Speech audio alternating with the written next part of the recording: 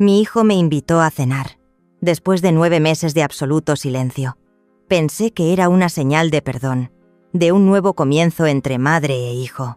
Pero nada más llegar a su casa, su empleada doméstica corrió hacia mí, pálida, me tomó de la mano y susurró: «No debe entrar. Por favor, váyase ahora mismo». Me quedé helada. Un escalofrío me recorrió la espalda. Corrí hacia mi coche y observé desde la distancia. 5 minutos después. Quizás todo había empezado mucho antes, pero el detonante de esa cadena de tragedias fue aquella llamada telefónica de ese día. Dime desde dónde estás viendo este video. ¿Y crees que, a veces, una cena aparentemente normal puede ser el comienzo de una pesadilla de por vida?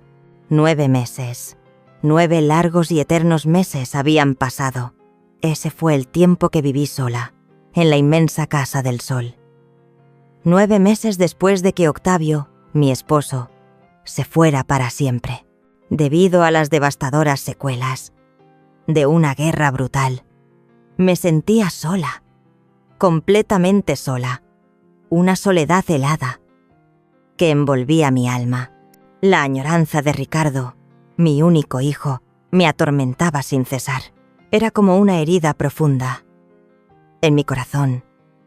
Nuestra relación se había roto gravemente desde que se casó con Ximena, una mujer a la que nunca realmente comprendí. Durante casi 9 meses, él no había contactado, un silencio aterrador que me había hecho perder la esperanza de reparar nuestra relación madre-hijo. La soledad se había convertido en mi única costumbre. Era como una sombra invisible que siempre me perseguía. Desde el amanecer hasta el anochecer, acaricié un viejo marco de fotos, colocado con reverencia sobre una mesa de madera, finamente tallada. Era una foto de Ricardo cuando tenía solo 8 años, sentado sobre los hombros de Octavio, en una playa de aguas azules. Los 3 reíamos a carcajadas, llenos de felicidad. Un momento de paz. Había creído que nada podía romper el vínculo sagrado de nuestra familia. Ahora, al mirar la foto, mi corazón me dolía. Me preguntaba si Ricardo aún me reconocería, si recordaría quién era yo, antes de convertirme en la madre que él decidió olvidar.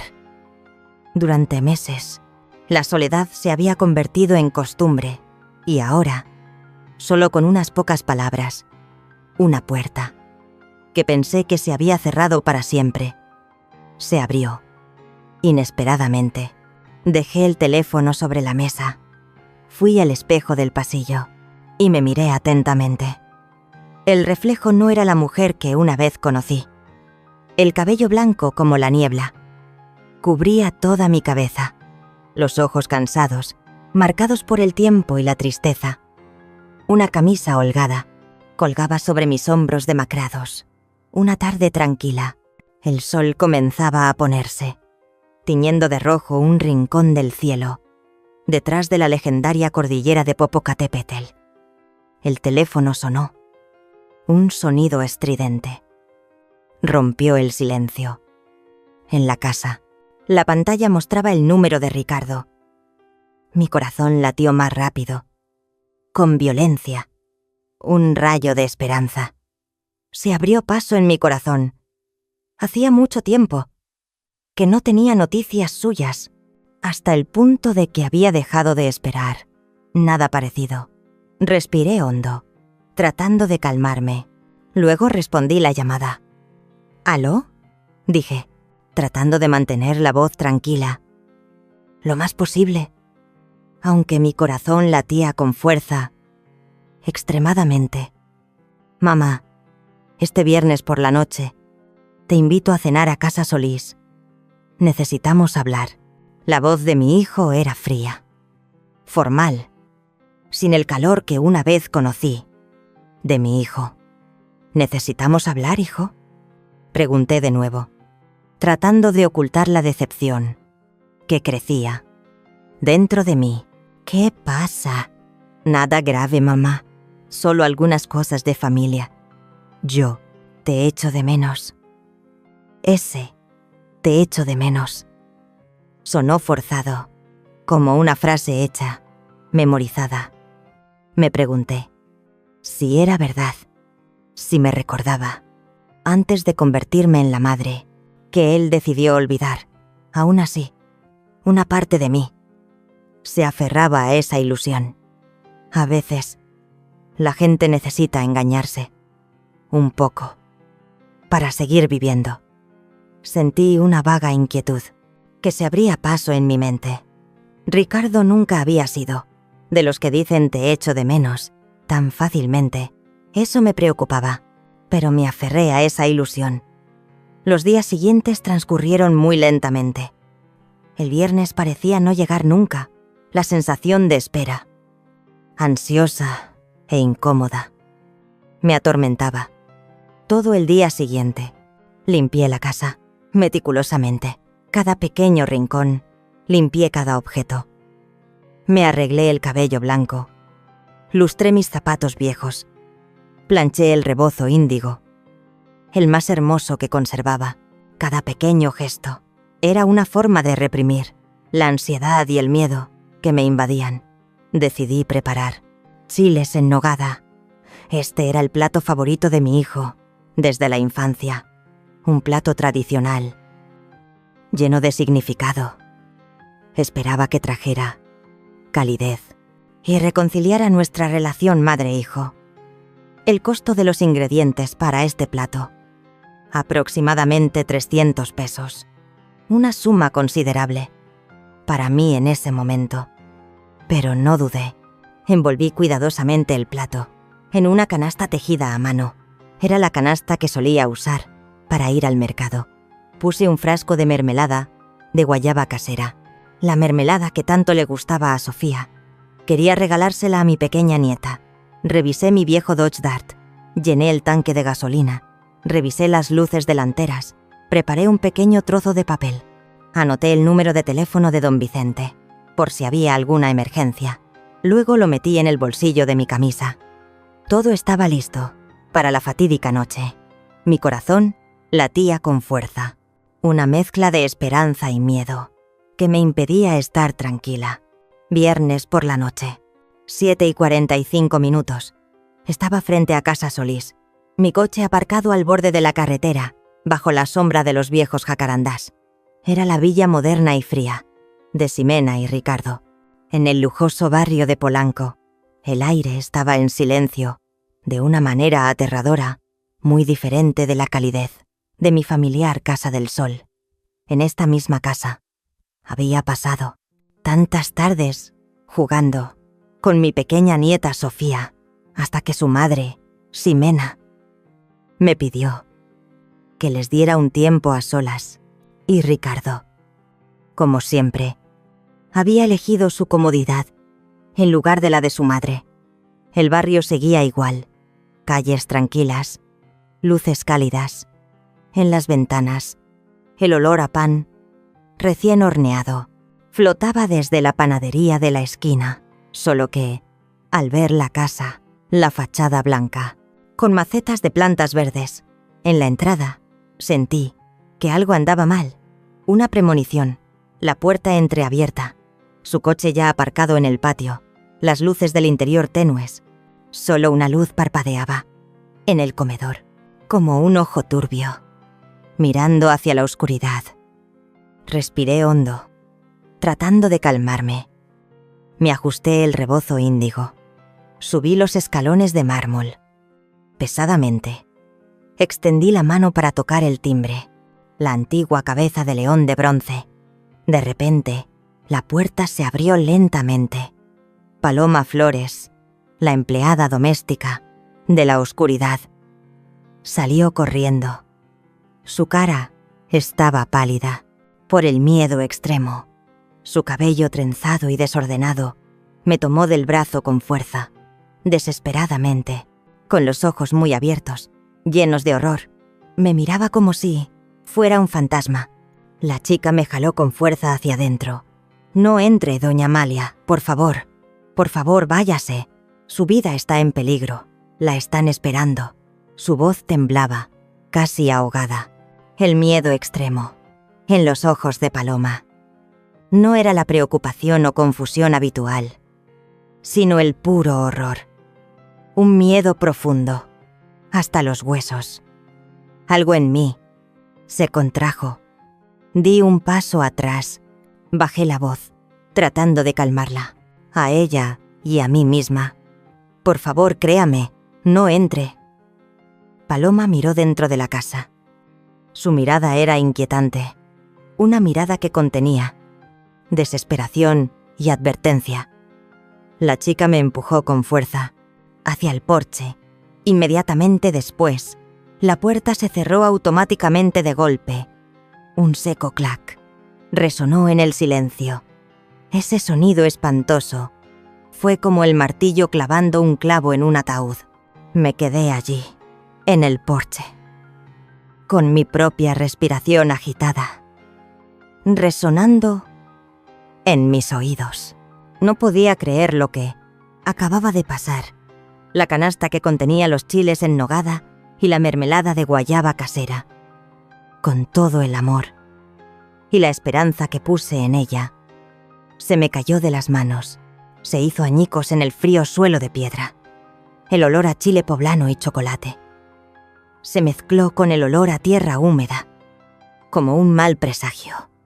Mi corazón me dolía, no solo por la rotura de la comida, sino también por la rotura de la confianza, de la esperanza.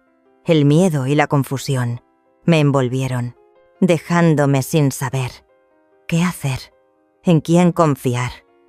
La noche caía, aumentando aún más la soledad y la confusión en mi alma.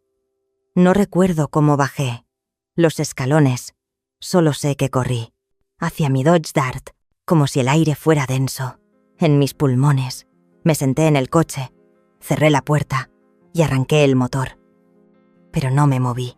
El miedo mezclado con la duda seguía aumentando. ¿Qué estaba pasando realmente? Traté de respirar hondo, pero mi pecho me dolía con cada punzada. Desde el asiento del conductor podía ver directamente la ventana del comedor de Casa Solís. Esperé. Pasaron 3 minutos. Nada. Solo el silencio aterrador y la oscuridad densa que lo envolvía. Me pregunté si debía irme a casa o no, pero la ansiedad me retuvo. Una intuición me decía que no podía irme. De repente, la casa se iluminó, una luz tras otra. Las habitaciones del interior se iluminaron, como si alguien hubiera estado esperando que yo me fuera. Contuve la respiración, mirando a través de la gran ventana del comedor. Vi a Ricardo, Ximena y al licenciado Mateo Malavez. Estaban sentados alrededor de una mesa, de comedor de nogal de lujo, la luz de un candelabro de cristal. Apenas lo suficiente para que yo viera claramente cada gesto, cada expresión. En sus rostros, 2 hombres que no conocía. El licenciado Malavez y su asistente aparecieron. Llevaban maletines y sobres gruesos, seguidos por Ricardo, con una expresión seria. Hablando por teléfono, su rostro estaba tenso y lleno de cálculo. Detrás de él, Ximena, vestida de negro, revisaba apresuradamente algunos papeles sobre la mesa.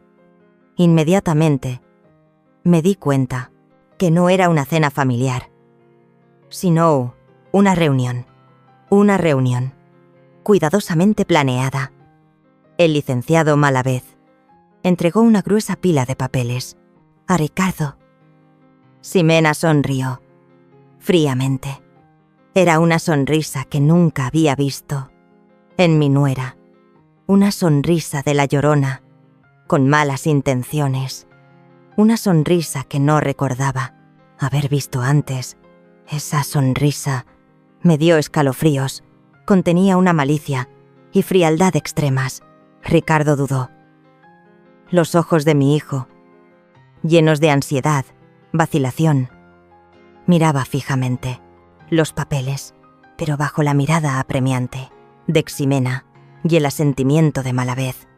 Tomó un bolígrafo y firmó. Lo vi entregar un sobre a Ximena.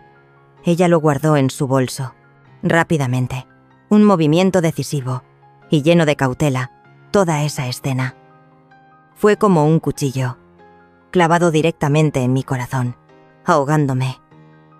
Mi hijo, el hijo que di a luz, que crié hasta la madurez, ahora me estaba traicionando, descaradamente. Después de que Ricardo firmó, Ximena acarició suavemente la mejilla de mi hijo, un gesto falso, lleno de control, lleno de posesividad. Mientras yo observaba, Paloma apareció fugazmente. En la ventana, su mirada se encontró con la mía. Ella negó con la cabeza suavemente. Ese gesto decía, más que 1000 palabras, no lo hagas. Sentí un dolor punzante en el estómago. No tristeza, sino una mezcla de miedo y traición. Mi hijo, mi Ricardo. ¿Qué estaba haciendo? Las luces se reflejaban, mezclándose con mi aliento, empañando los cristales del coche. Tuve que cerrar los ojos unos segundos para no echarme a llorar, porque a veces el alma sabe de antemano lo que está sucediendo es más grave de lo que puedo soportar. Ese dolor superó todos los límites, me atravesó el corazón, haciéndome sentir como si estuviera cayendo a un abismo, sin fondo. De repente, Ximena y Ricardo miraron hacia arriba, la ventana, hacia donde yo estaba. Instintivamente, me agaché. Mi corazón latía con fuerza en mi pecho. Esperé unos segundos, y cuando volví a mirar, las cortinas estaban cerradas. El interior volvió a sumergirse en la oscuridad. Algo me decía que no debía irme. Esa noche aún no terminaba. Si me iba, me llevaría una duda que nunca podría olvidar. El motor del coche siguió encendido toda la noche. No tuve el valor de volver a casa. Seguí aparcada allí, frente a la casa de mi hijo. Observé cómo las luces se apagaban, una por una, hasta que solo quedó una encendida. Era la luz del estudio. Dentro, Ricardo iba y venía, hablando por teléfono.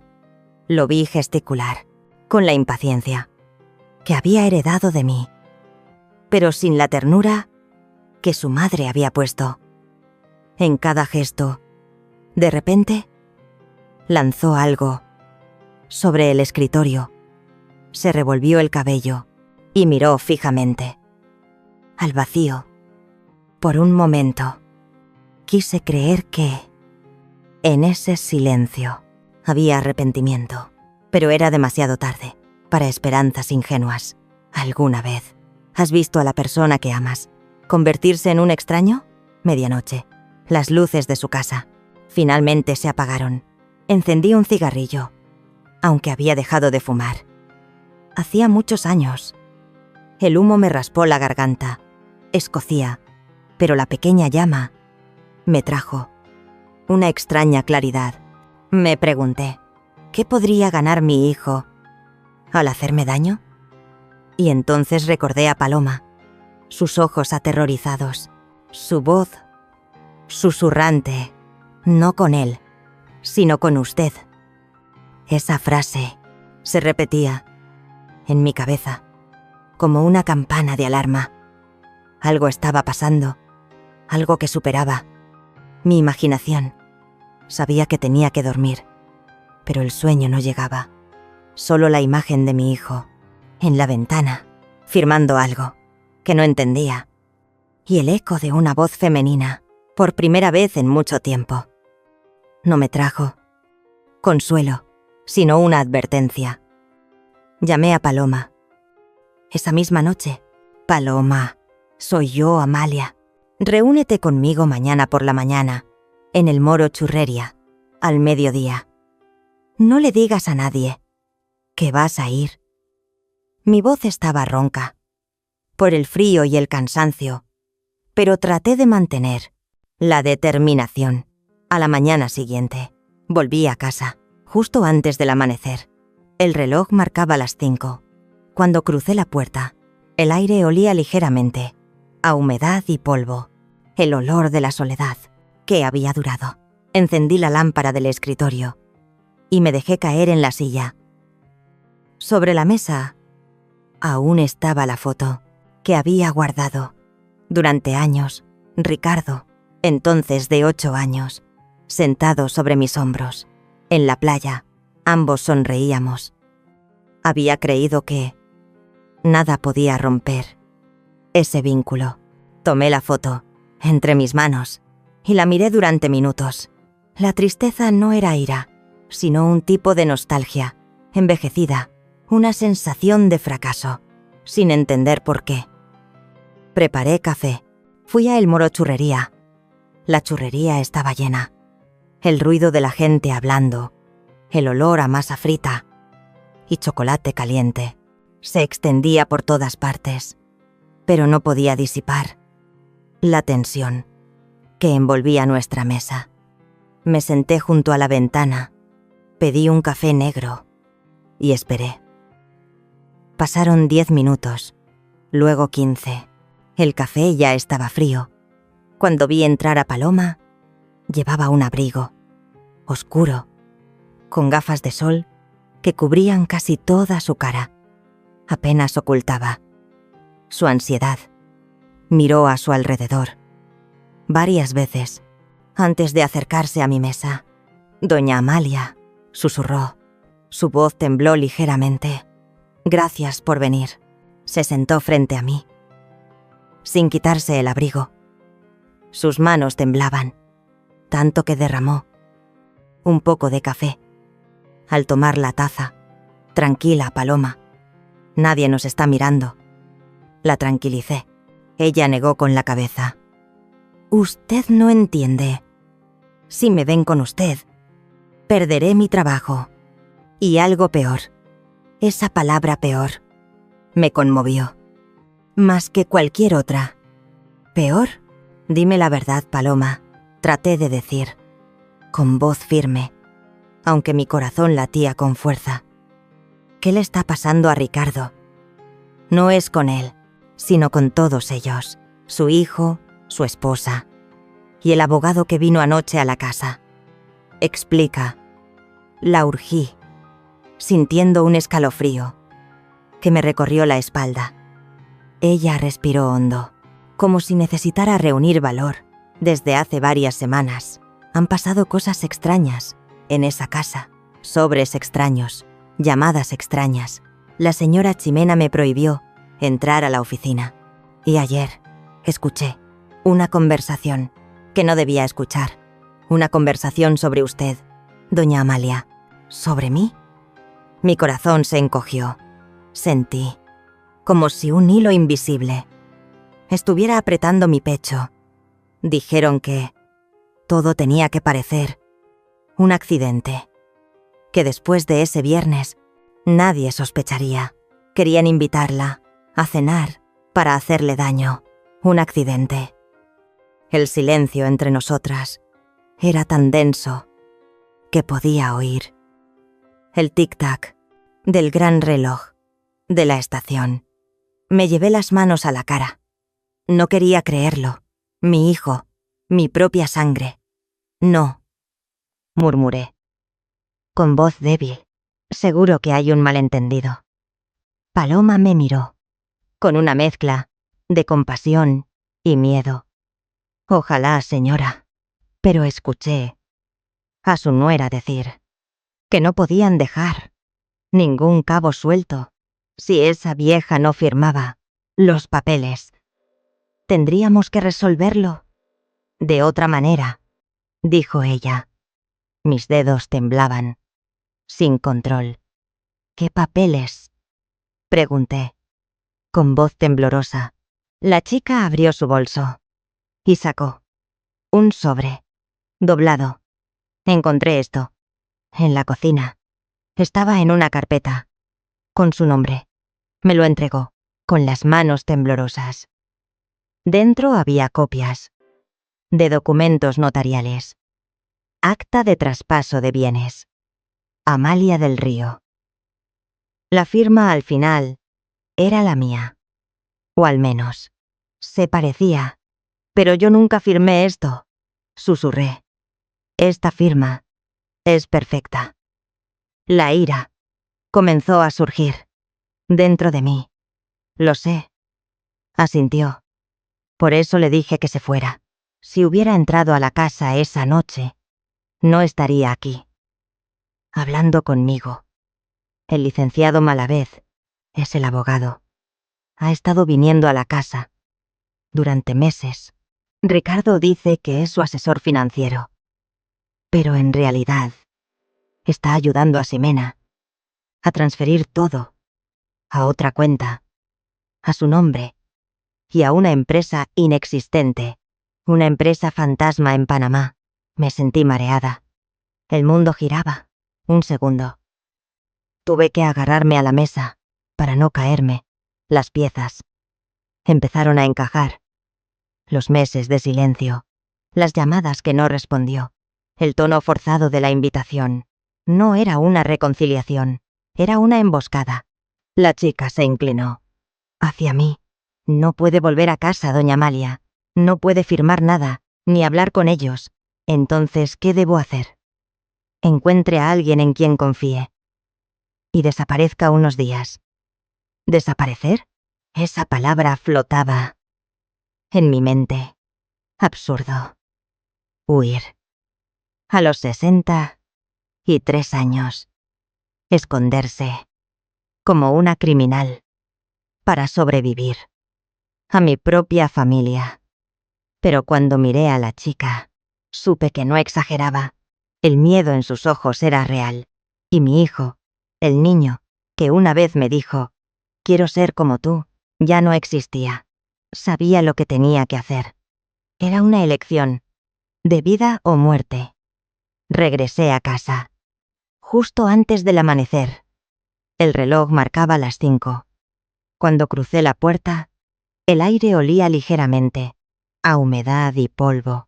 El olor de la soledad, que se había prolongado. Encendí la lámpara de mi escritorio y me dejé caer en la silla. Sobre la mesa aún estaba la foto que había guardado durante años, Ricardo, entonces de 8 años, sentado sobre mis hombros, en la playa. Ambos sonreíamos. Había creído que nada podía romper ese vínculo. Tomé la foto entre mis manos y la miré durante minutos. La tristeza no era ira, sino un tipo de nostalgia, envejecida, una sensación de fracaso, sin entender por qué. Quizás no había sabido amarlo correctamente. Quizás le había exigido ser fuerte demasiado pronto. Quizás había confundido la disciplina con la severidad y el afecto con el control. Los padres también cometen errores, solo que a veces nos damos cuenta, cuando ya no hay nadie que quiera escuchar. Preparé café, me senté a la mesa, con los documentos frente a mí. Necesitaba claridad. La única manera de conseguirla era convertir mi dolor en algo útil. Sabía que, si iba a la policía, dirían que era una sospecha, sin pruebas, si me enfrentaba a Ricardo. Solo aceleraría lo inevitable. Así que decidí hacer lo impensable, jugar a su juego. Tomé un cuaderno. Abrí una página nueva. Escribí en la parte superior una palabra, plan. Debajo, dibujé 3 columnas. Persona, tiempo, riesgo. Me sentí absurda, como si fuera una criminal, planeando un crimen. Pero luego recordé las palabras de Paloma. No confíes en nadie. Entendí que mi única defensa sería mi propia astucia. Conduje mi viejo Dodge Dart Atravesé los caminos irregulares que conducían a la hacienda Los Agaves, la antigua plantación de agave, de don Vicente el viejo sabio Mendoza. Don Vicente era un viejo amigo, mío y de Octavio. Me esperaba, en el porche, con su sombrero de ala ancha, puesto como de costumbre, y su familiar taza de mate. En cuanto me vio, me abrazó, fuerte y cálido, como un padre. Amalia, su voz era ronca, sorprendida.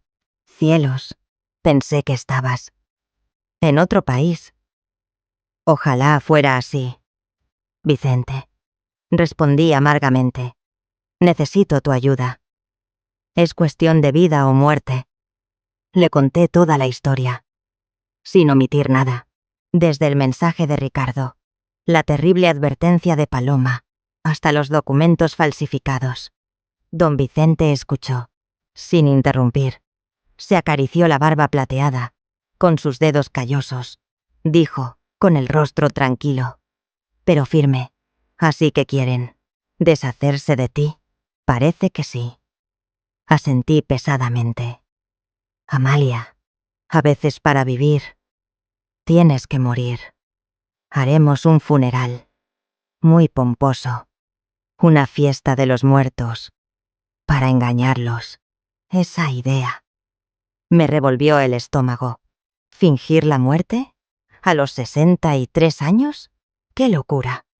Pero cuanto más pensaba, más sentido le encontraba. Si Ximena y Ricardo pretendían despojarme de mis bienes, entonces mi supuesta muerte sería una oportunidad perfecta. Y mientras ellos se hundían en sus propias mentiras, yo podría observarlos desde la sombra. «Lo haré», dije, con voz ronca. Le entregué los papeles. Don Vicente los leyó. Atentamente. Asintió. «Esto es una falsificación profesional. No cualquiera puede falsificar una firma así. ¿Puedes rastrear su origen? Quizás, si hay tiempo. Pero primero, tenemos que protegerte». ¿Protegerme cómo? Desapareciendo. Si ellos creen que estás fuera del juego, bajarán la guardia. Esa es la única forma de atrapar una serpiente. Dejarla creer que ha mordido a su presa. Esa noche dormí en casa de don Vicente. Él preparó una habitación sencilla, una cama de madera y una manta gruesa. Antes de acostarme, saqué la foto de mi marido. La puse sobre la mesa. «Octavio», susurré, «nunca quisiste que las cosas terminaran así. Pero no puedo seguir siendo la madre que solo perdona. Ahora tengo que ser la mujer que actúa. Por primera vez, en semanas, no sentí miedo, sino una extraña sensación de control, como si la vida me hubiera devuelto el volante. Después de un largo naufragio, al amanecer, don Vicente entró. Llevaba una cafetera caliente y un sobre en la mano. «Esto es todo lo que necesitas», dijo. Lo puso sobre la mesa. Dentro había un nuevo documento de identidad, una libreta de notas falsificada y una llave. «¿Qué es esto?», pregunté, llena de curiosidad. «Una cabaña que tengo en las afueras, cerca del río. Nadie te encontrará. Allí. ¿Y después?» «Después los dejaremos hablar, firmar, actuar. Y cuando crean que todo está bajo control, volverás. ¿Para vengarme?» «No, Amalia. Para mostrarles quién eres». Me serví una taza de café. El vapor caliente me golpeó la cara. Levanté la taza en silencio, por mi marido, por Paloma que me había advertido, y por el hijo, que me había enseñado que el amor ciego también puede matar. Así, con los primeros rayos de sol en mi cara, tomé la decisión más importante de mi vida: morir para poder vivir, con la ayuda de don Vicente y el señor Ignacio el Coyote el Gómez, el dueño de la funeraria. Se organizó. Un incendio controlado, en mi casa del sol. El plan era simple, pero lleno de riesgos. Fue un accidente doméstico, supuestamente. Una caída por las escaleras. Una carta de suicidio, cuidadosamente escrita. Y un cuerpo irreconocible, que nadie haría. Demasiadas preguntas. El cadáver, por supuesto. No era el mío. El señor Gómez había intercambiado los registros. Un cuerpo no identificado, de un accidente sin parientes, para que coincidiera con mi información. Bomberos y policía llegaron rápidamente al lugar. Una explosión controlada, en mi antigua casa, puso fin a la historia. Los medios de comunicación, locales y nacionales, Televisa, TV Azteca, informaron extensamente. Doloroso adiós a la maestra azul, Amalia del Río, en un trágico incendio, en Casa del Sol. Los titulares sensacionalistas hablaban de una gran mujer que se había ido para siempre, desde la hacienda Los Agaves. Vi la televisión en vivo. El humo seguía saliendo del tejado, de lo que había sido mi hogar. Un reportero hablaba, ante la cámara, con tono solemne, lleno de dramatismo. Fuentes cercanas indican que la señora del Río vivía sola. Se sospecha de un accidente. Las autoridades siguen investigando la causa del incendio.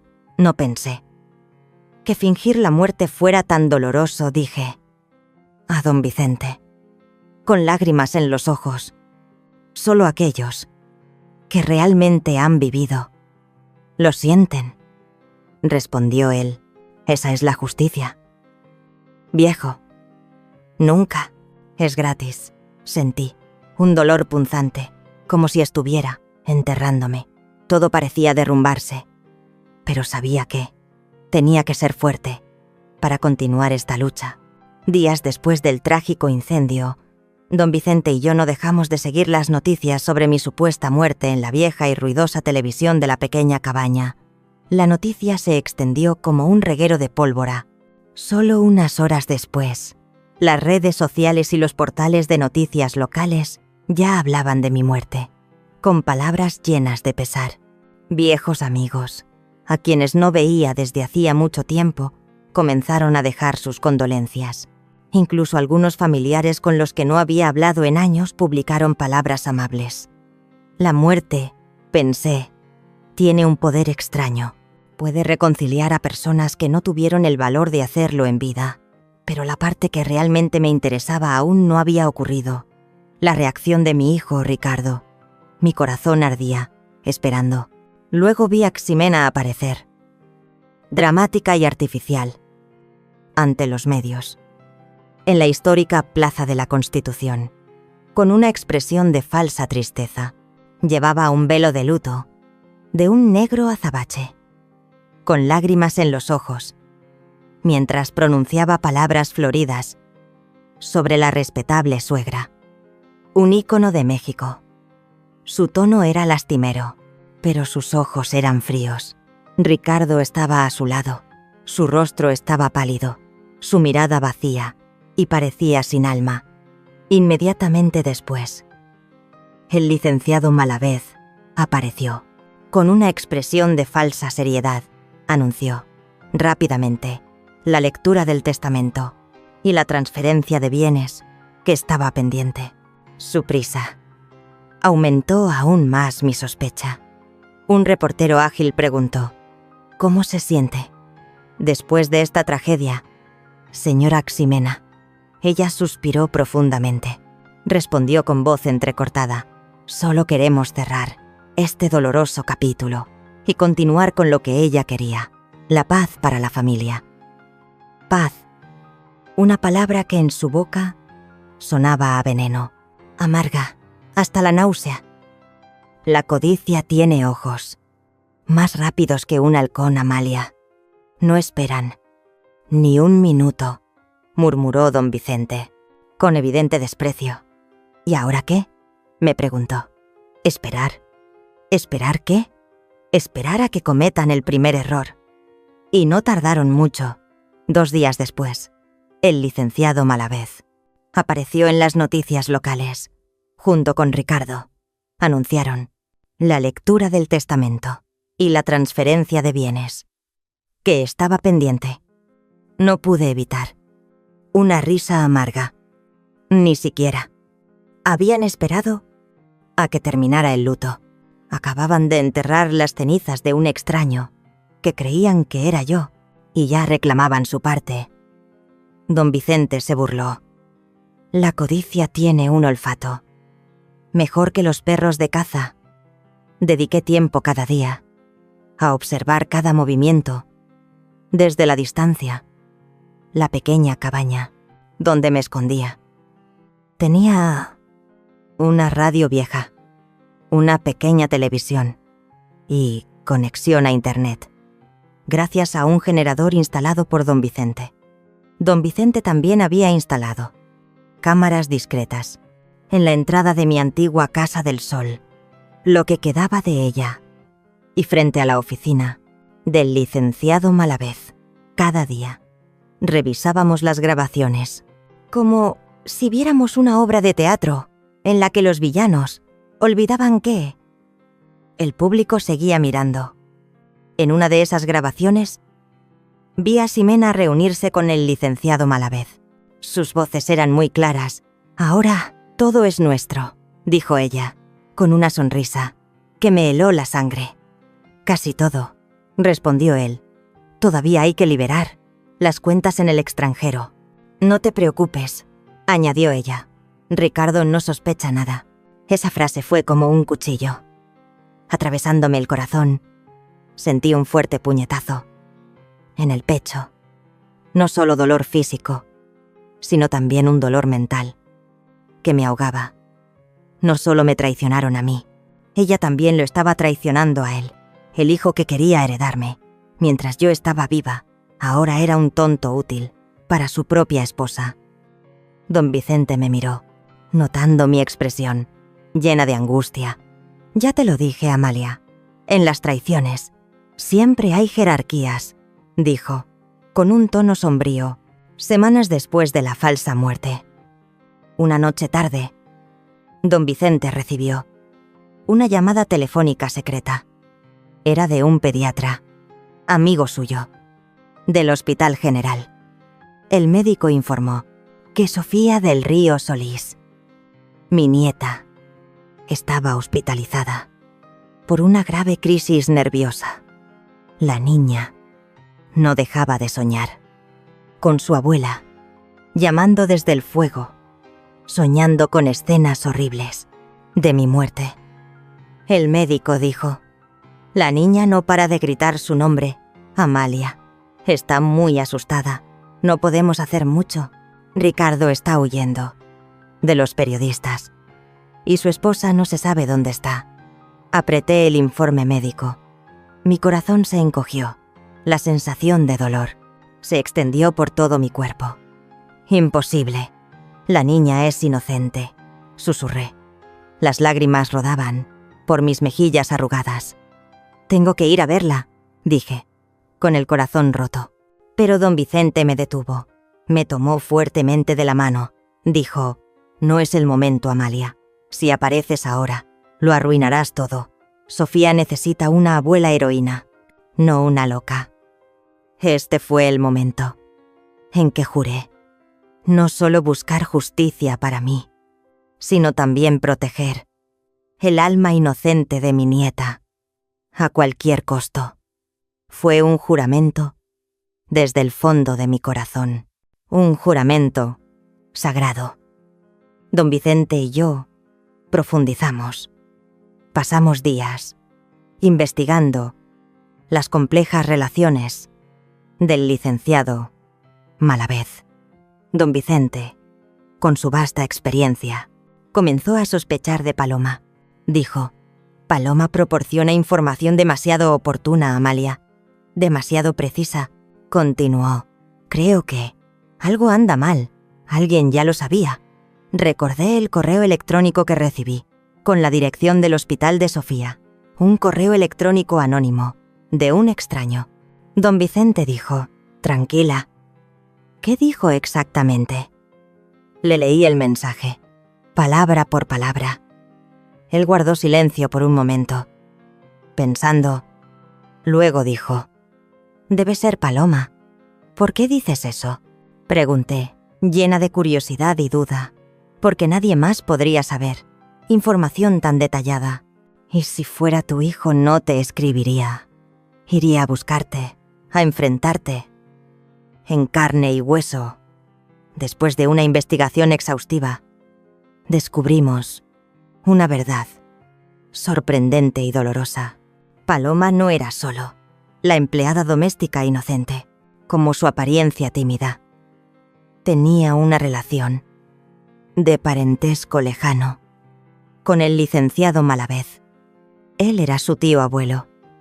Descubrimos que Malavez había estafado a la familia de Paloma una gran suma de dinero, 200.000 pesos. Era dinero de la venta de un terreno suyo, hace varios años. Esto había dejado a su familia en una situación difícil, con deudas crecientes, teniendo que vivir en la miseria. Me di cuenta de que Paloma, bajo su apariencia frágil y tímida, tenía un fuerte motivo para sus acciones. Esto no disminuyó su valiosa ayuda, sino al contrario, aumentó la profundidad de Paloma, una persona honesta, pero también con un lado oscuro, de venganza, una justicia personal que ella quería lograr. Ella también tiene su propio dolor. Vicente, le susurré a don Vicente después, está buscando justicia para su familia. Igual que yo estoy buscando justicia para mí, Paloma susurró. Tengo que volver, doña Amalia. Alguien tiene que decir la verdad. No pueden salirse con la suya. Su voz estaba llena de determinación y resentimiento. Todavía no. Falta algo. Falta el golpe final. Respondí. Mis ojos brillaron. Una chispa. Decidí no reprochar a Paloma su relación con Malavez. En cambio, le ofrecí seguir ayudándome en esta lucha. Prometí protegerla y ayudarla a obtener justicia para su familia. Una vez que todo terminara, Paloma accedió. Sus ojos revelaban la fortaleza de una mujer que había soportado demasiado. Le di a Paloma un viejo teléfono móvil. Úsalo para contactarme si algo anormal sucede, por pequeño que sea. Nadie muere por completo. Mientras se siga recordando quién es, me dije a mí misma, mientras me preparaba para mi nuevo rol. Pero a veces, para sobrevivir, hay que dejar de ser uno mismo. Yo, con mi nueva identidad, era señora Isabel Reyes, de 62 años. Una anciana artesana tejedora, de cabello plateado, con un rostro marcado por la vida. Me infiltré en Torre Mayor. Era la sede de la empresa. Constructora del Río. Era invisible, como un fantasma. Observaba en silencio cada pequeño gesto. Era mi forma de reprimir la ansiedad y el miedo que burbujeaban en mi interior. Don Vicente me había ayudado a conseguir un puesto temporal como asistente de mantenimiento. En el rascacielos, nadie sospechará de una anciana que arregla enchufes y cambia bombillas, dijo él. Cuando don Vicente me vio con el uniforme de mantenimiento, holgado y viejo, no pudo evitar reír. De empresaria a electricista, si Octavio te viera, se reiría contigo o me abofetearía. Por no haberlo hecho antes, respondí. Una sonrisa amarga se dibujó en mis labios, llena de significado. Pasé el primer día, cambiando bombillas, en el tercer piso. Nadie me reconoció. Habían pasado muchos años, desde que fui Amalia del Río, la barba de don Vicente, mi cabello plateado y las gafas gruesas habían hecho el resto, ocultando mi verdadera identidad Era invisible, como una tenue neblina. Esa invisibilidad me dio un poder extraño, una libertad para observar, sin ser notada. Habían hecho el resto. El segundo día, vi a Ximena salir del ascensor, con una expresión arrogante y engreída, rodeada de 2 hombres, vestidos de negro. La chica sonrió. Su fuerte perfume llenó el pasillo, un aroma familiar. Era el perfume que ella solía usar para las reuniones familiares. Cuando pasó a mi lado, me miró, sin verme. Su mirada pasó de largo, sin detenerse. Esa indiferencia fue el golpe más irónico. Había muerto, hasta el punto de que ni mi asesina me prestó atención. El dolor volvió a surgir. Durante la semana siguiente, comencé a observar cada paso de Ximena, cada visita a la oficina, cada reunión con los socios. Tomaba notas en un pequeño cuaderno que guardaba discretamente en mi caja de herramientas. Don Vicente venía cada noche a buscar información. Una tarde, fingí limpiar las ventanas de la oficina de Ximena. La puerta estaba entreabierta. Escuché a Ximena hablando por teléfono con el licenciado Malavez. Su voz llena de suficiencia y triunfo. Ximena dijo: «Malavez, el dinero está listo. Ricardo acaba de firmar la última actualización del seguro. Es un tonto. No sabe que acaba de firmar los documentos de transferencia de las acciones de la empresa por valor de 15 millones de pesos. A mi nombre y a una empresa fantasma en Panamá». Se rió suavemente. Una sonrisa despectiva y fría. «Con esto, todo será mío. Y cuando esa vieja aparezca, si es que aparece, no tendrá ni un centavo que reclamar». Apreté los puños, hasta sentir que mis nudillos crujían. Tenía que mantener la calma, reprimir la ira que ardía en mi interior.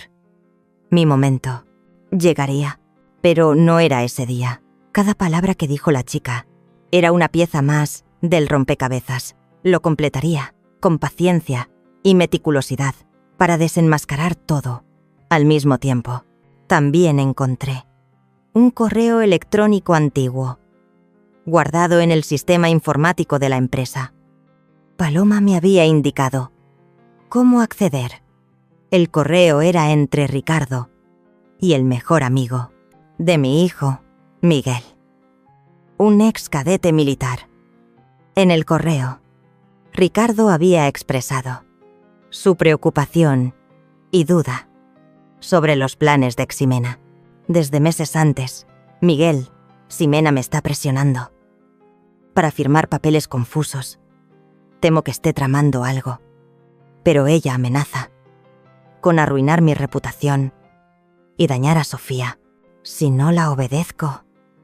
Ricardo había elegido el silencio por miedo y por una codicia débil. Vi la imagen del niño de antaño, el que me abrazaba, llorando a lágrima viva, cuando su padre murió. El niño que juró: «Siempre te cuidaré, mamá». Ahora estaba allí, firmando algo, un nudo en el estómago. No tristeza, sino una mezcla de miedo y traición, planificada. Tomé una foto, tanto de Ricardo firmando, como del correo electrónico con mi viejo teléfono. Esa era la última pieza que necesitaba. Don Vicente podría demostrar, con ella, que el fraude seguía ocurriendo, incluso después de mi muerte.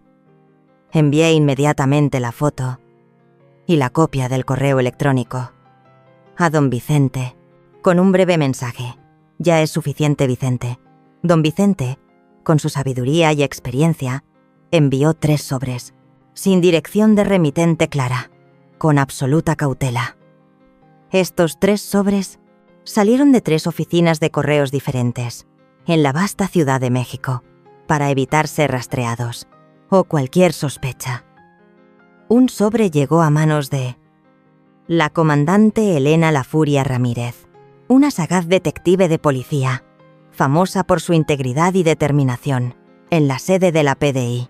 Otro sobre llegó a un famoso periodista de investigación del periódico El Universal, que no temía exponer la verdad. El último sobre fue enviado a Ricardo, mi hijo. Cada sobre contenía las pruebas que había recopilado durante mis días de ocultamiento. Incluía copias de documentos, con mi firma falsificada, grabaciones de audio, de la conversación de Ximena y el licenciado Malavez, el correo electrónico entre Ricardo y Miguel, junto con mi mensaje en tinta violeta, escrito a mano. No toda muerte es un final. Algunas son el comienzo de la verdad. La maestra azul vive. El traidor no quedará impune. Estas cartas fueron como una bomba de relojería, creando una ola de opinión pública, ilegal, sin precedentes.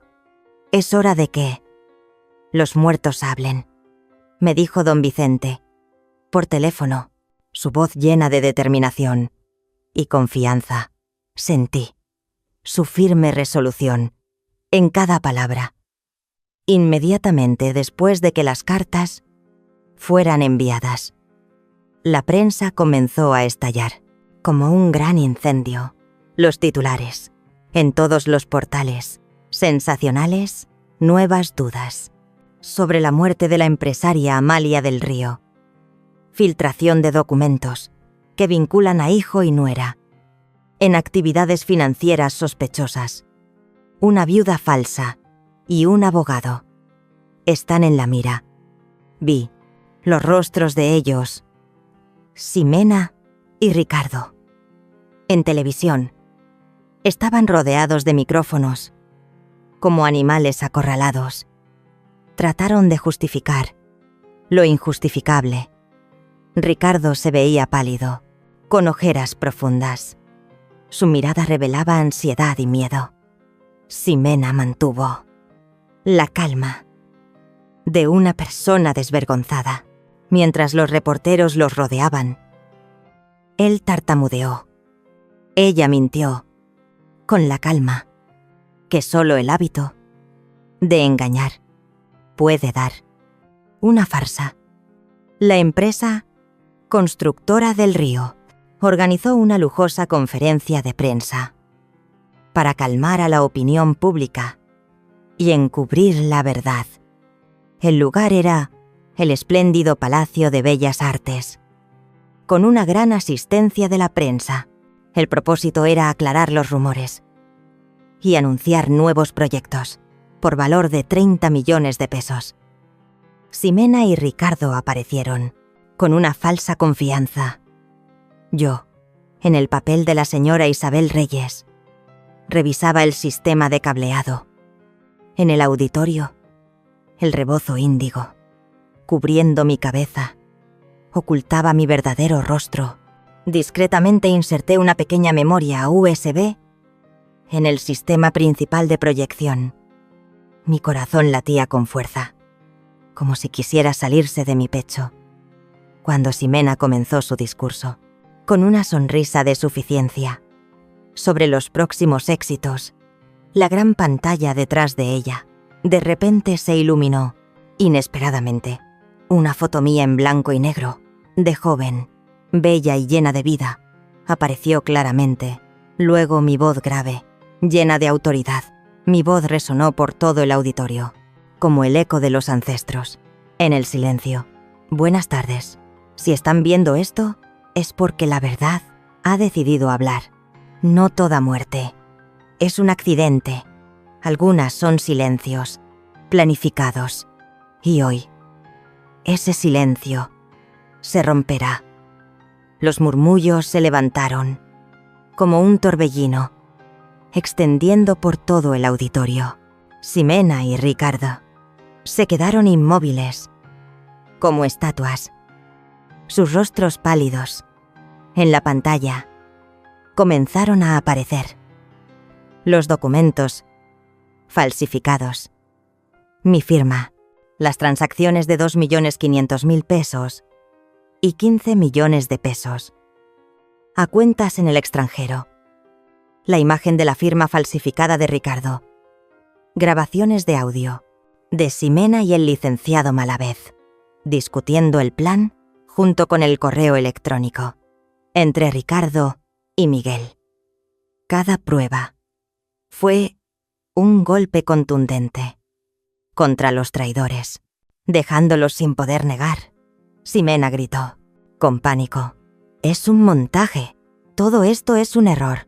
Mi suegro firmó esos documentos en vida. Estas acusaciones son crueles».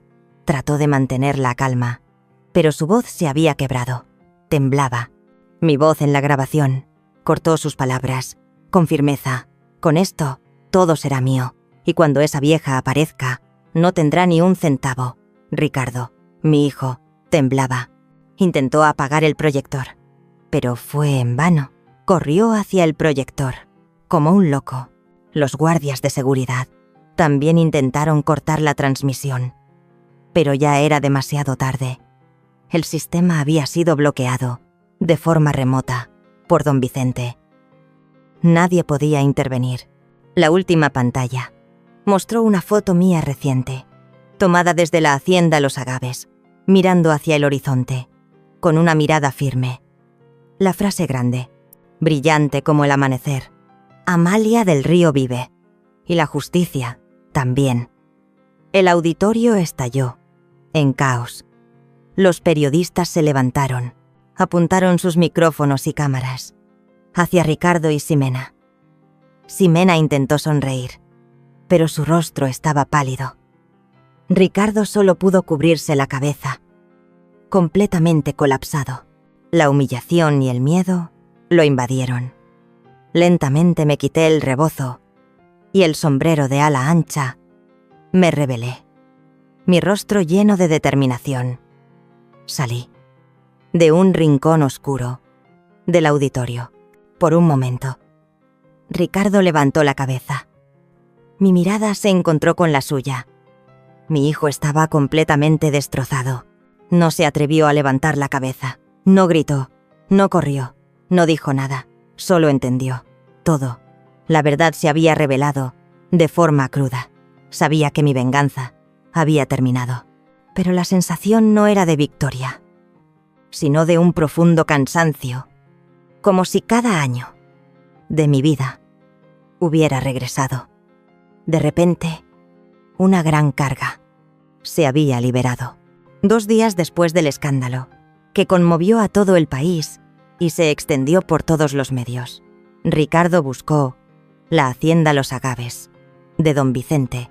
Mi hijo apareció, con un aspecto desaliñado, la camisa arrugada, el rostro demacrado, ojeras bajo los ojos, que mostraban noches sin dormir. Ya no había arrogancia ni miedo, sino un profundo tormento. Se arrodilló ante mí, con lágrimas en los ojos, humedeciendo su rostro. «Mamá, por favor, perdóname. No sabía esta terrible verdad. Fui un ciego egoísta y cobarde».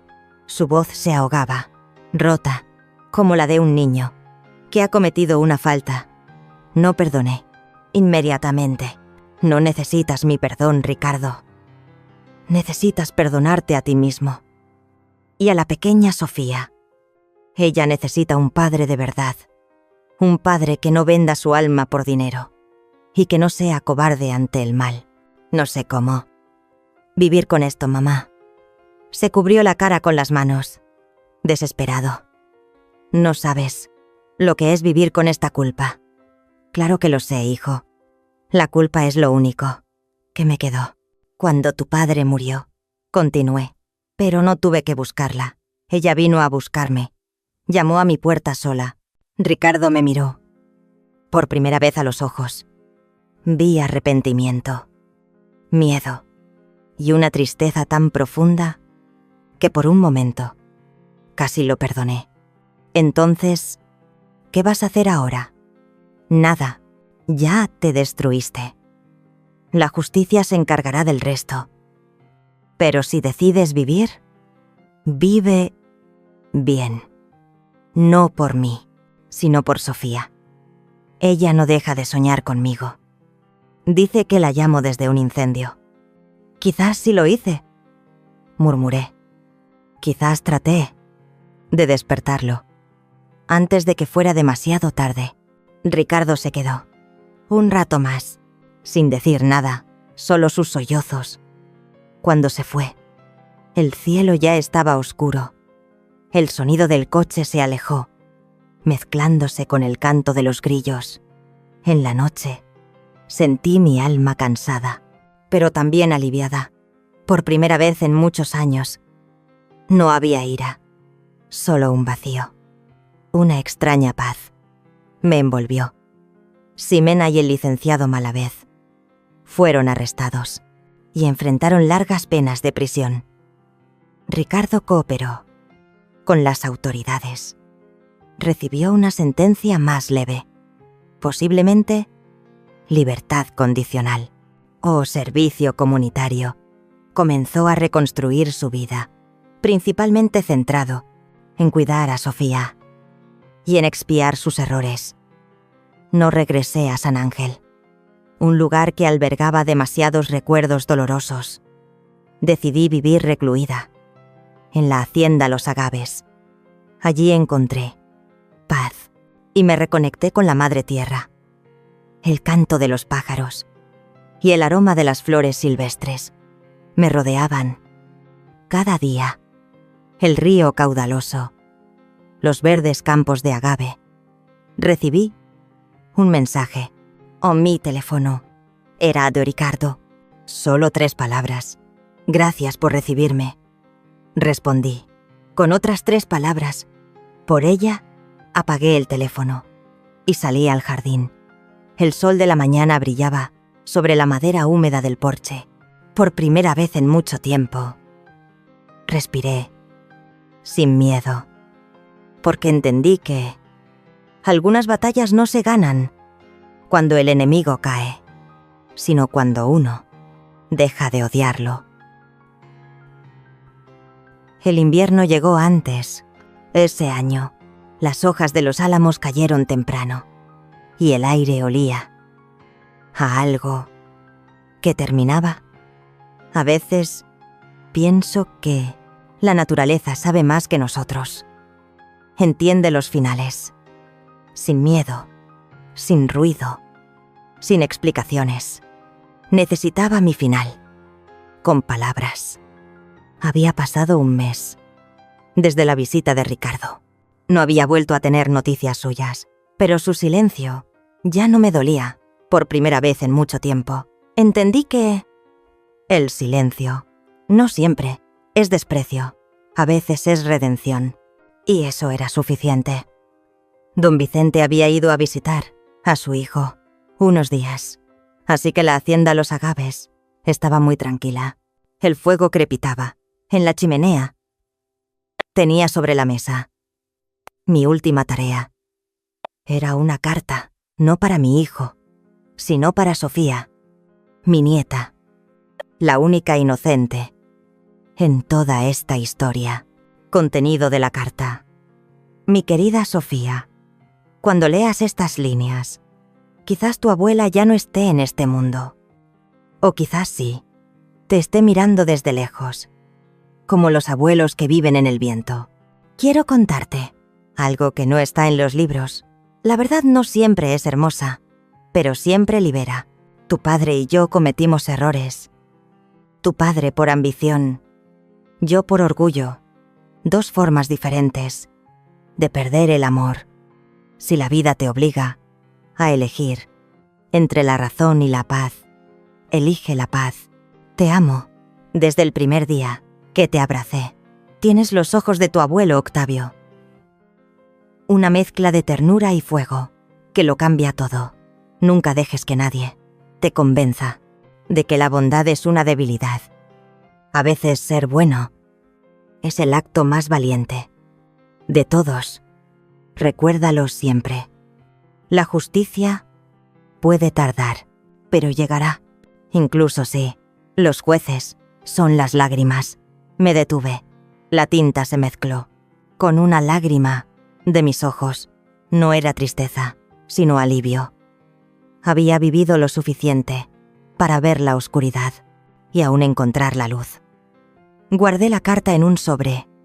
La sellé. La puse en el cajón del escritorio, junto con la foto de Octavio. Su sonrisa, eterna y serena, todavía estaba conmigo. Incluso ahora, terminé, mi amor, susurré. Ya puedes dejar de preocuparte por mí. Los días siguientes transcurrieron en paz. Las noticias hablaban de arrestos, juicios, una red de corrupción desarticulada. Jimena y el licenciado Malavez habían sido arrestados. Ricardo, que yo sepa, había cooperado con la justicia y recibido una sentencia más leve. De alguna manera, la verdad lo había salvado. Y yo, simplemente, me retiré. No necesitaba más ruido. Pasé las tardes en el porche, con una manta sobre mis piernas. Observaba el atardecer detrás de las montañas. A veces pensaba escuchar la risa de Sofía entre los árboles. O quizás era el viento jugando con mis recuerdos. Una tarde, cuando el cielo se tiñó de un naranja brillante, un coche se detuvo delante de la hacienda Los Agaves. Reconocí la silueta, incluso antes de verla claramente. Era Paloma. Llevaba un sobre en la mano. «Buenas tardes, doña Amalia», dijo, sonriendo, con una mezcla de respeto y cariño. «Buenas tardes, hija. ¿Qué haces aquí?», pregunté, llena de curiosidad. «Esto». Me entregó el sobre. Una niña con una trenza y un cuaderno lleno de dibujos. Me lo dio.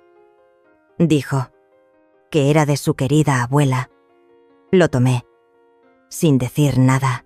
Dentro había una carta, escrita con letra infantil, una caligrafía ingenua, que decía palabras inocentes. «Abuela, mamá dice que estás de viaje. Anoche soñé contigo. Dijiste que el invierno no da miedo, solo si tienes una manta y una buena historia. Cuando vengas, quiero que me la cuentes. Te amo hasta el cielo. Sofía». La leí una vez, 2 veces, 3 veces, y entendí que la historia tenía un final. No de tribunales, no de venganza, sino lo que realmente importaba: el perdón. Todavía recuerdo claramente esa mañana, el sol filtrándose entre los verdes agaves, cubriendo el viejo porche de madera con un suave resplandor. Me senté allí, mis manos aún temblaban, pero mi corazón ya no estaba en la tormenta. Después de todas las pérdidas, los engaños, las largas noches que tuve que vivir oculta bajo otro nombre, finalmente, lo que quedaba no era la ira, sino la calma del corazón que había atravesado la tempestad. Había pensado que la justicia era cuando los malvados pagaban, cuando la verdad salía a la luz, pero luego comprendí que la verdadera justicia a veces no viene de la cárcel, ni de las sentencias, sino del momento en que uno deja de odiar, porque perdonar no es olvidar, sino elegir no permitir que el dolor siga aprisionándote. Ricardo, mi hijo, había caído, pero luego se levantó, y yo, la madre que murió para vivir, me di cuenta de que la vida no siempre comienza con el aliento, sino con el momento en que uno se atreve a enfrentarse a sí mismo, a atreverse a admitir los errores, a atreverse a amar la vida de nuevo, aunque te haya traicionado. Si hay una lección que quiero dejar, es esta. A veces, para mantener lo que amas, tienes que aceptar perder lo que una vez fuiste. Perdí a mi marido, perdí a mi hijo, perdí mi nombre, mi posición, pero encontré la paz, lo más lujoso en la vida. Miré la pequeña carta de Sofía. La letra inmadura de mi nieta ablandó mi corazón. El invierno no da miedo, solo si tienes una manta y una buena historia. Sí, la niña tiene razón. Cada uno de nosotros tiene sus propios inviernos, periodos que parecen fríos y solitarios. Pero si sabemos mantener un poco de calor, un poco de fe, y contar nuestra historia con un corazón generoso, entonces incluso el invierno puede convertirse en un refugio. Cuento mi vida no para buscar compasión, sino para recordar. Escucha las pequeñas señales de la vida. A veces, una llamada, una advertencia o una mirada fugaz pueden salvar tu vida. Y lo más importante, nunca dejes que tu bondad desaparezca solo porque alguien se aproveche de ella. La bondad no es debilidad, es lo único que nos ayuda a mantenernos firmes cuando todo se derrumba. Ahora, mientras el viento sopla a través de los agaves en el porche, cierro los ojos. Escucho la risa de Sofía resonando en algún lugar del viento, clara, inocente y llena de vida. La vida, por cruel que sea, todavía tiene espacio para sonidos tan suaves como ese. Si has escuchado hasta aquí, quiero preguntarte, ¿alguna vez has tenido que soltar a un ser querido? No porque dejaste de amarlo, sino porque solo así ambos podían ser libres. ¿O alguna vez has elegido perdonar, aunque tu corazón todavía tenga una herida abierta? Por favor, déjame saber tus pensamientos a continuación. Realmente quiero escuchar, no solo porque esta es mi historia, sino porque quizás también sea tu historia. Si crees que la vida siempre encuentra la manera de hacer justicia a las personas buenas, dale me gusta. Comparte este video con aquellos que necesitan un poco de fe y no olvides suscribirte al canal para que podamos encontrarnos de nuevo entre otras historias, otras almas, otras lecciones de la vida. Porque creo que cada uno de nosotros tiene su propia casa del sol, donde la luz permanece, por larga que sea la noche. Y quién sabe, justo cuando crees que lo has perdido todo, es cuando empiezas a encontrarte a ti mismo.